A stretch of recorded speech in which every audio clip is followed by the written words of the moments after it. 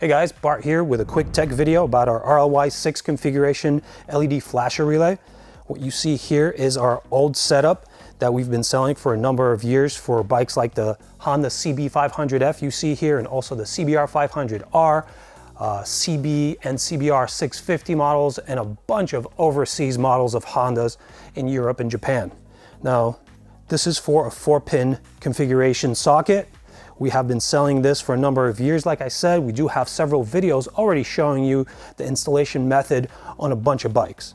So what I'm here to tell you today is that we are relaunching the product with the plug already embedded into the capsule.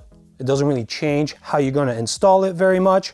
The only difference is that now our plug will fit with the boot, whereas before the rubber boot that's present on the harness did not really seal around. So now you'll have the additional security of water not getting into your system. It'll still be a plug-and-play component.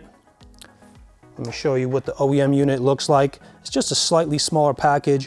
It has the same kind of a tab to attach it here. Once you pull this thing out, this bike dismantled.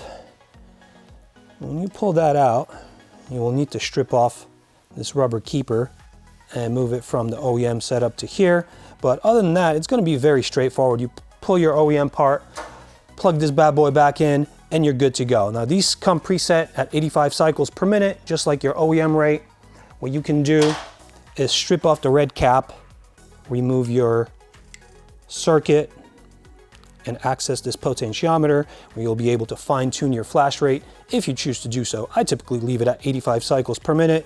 That is my preferred rate, but choice is really up to you. So you will still need to follow the same instructions that we've presented in our other videos, but this is just an update to show you that now we've switched up the housing a little bit, and nothing to worry about. You'll just be using this unit in place of what's been portrayed in our videos previously. So if you like what you see here, you can access more information at tstindustries.com, and you can also get it ordered online there.